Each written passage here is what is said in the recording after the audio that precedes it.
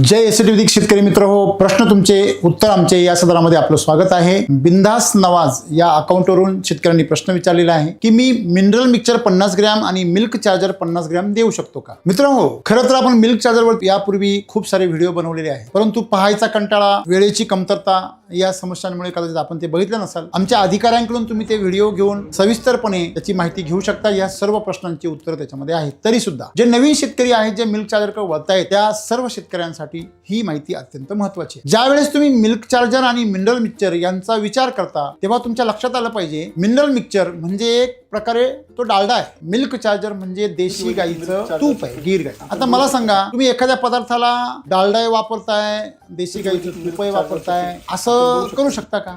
आणि असं करणं किती मूर्खपणाचं ठरेल हे तुमच्या लक्षात येते। अगदी तसंच मिनरल मिक्सचरला पर्याय मिल्क चार्जर नाहीये, हे पहिलं लक्षात। म्हणजे मिल्क चार्जर सुरू केल्यानंतर मिनरल मिक्सचर बंद करू शकता म्हणून मिल्क चार्जर चालू करा असं ते नाहीये। तर मिल्क चार्जर चालू केल्यानंतर तुम्हाला काहीच बाहेरचं सोडायचं नाहीये, मिनरल मिक्सचरच नाही तर अगदी कॅल्शियमची पावडर असेल, फॉस्फरस असेल, मॅग्नेशियम असेल, तुमच्या दूध वाढीची लिक्विड असेल, तुम्ही कुठल्याही प्रकारचं कृत्रिम दूध वाढीचं, फॅट वाढीचं, इतर मिनरल्सचं जे काय असेल असं कुठल्याही प्रकारचं रसायन त्यांना खाऊ घालायचं नाहीये, पाजायचं नाही। मिल्क चार्जर चालू झाल्यानंतर ते बंद करायचं। तुम्ही जर ते बंद न करता त्याच्यासोबत जर मिल्क चार्जर वापरलं तर त्याचा तुम्हाला कुठलाही फायदा होणार नाही। रासायनिक खतं टाकल्यानंतर जमिनीमधले जीवाणू आणि गांडूळ मरून जातात। तसं ज्यावेळेस तुम्ही कुठलेही रासायनिक पदार्थ ज्यावेळेस तुम्ही मिल्क चार्जर सोबत देता, तेव्हा मिल्क चार्जर मध्ये जे काही आयुर्वेदिक गुणधर्म आहेत ते संपूर्ण नष्ट होतात। आपल्याला गायीच्या शरीरामधील जे काही रासायनिक अवशेष आहे, रासायनिक पदार्थ असतील, जे विषारी पदार्थ असतील ते नष्ट करायचे आणि गायीच्या शरीरामधली जैविक शक्ती प्रचंड वाढवायची आहे। ह्याच्यामुळे आपण मिल्क चार्जर देतोय।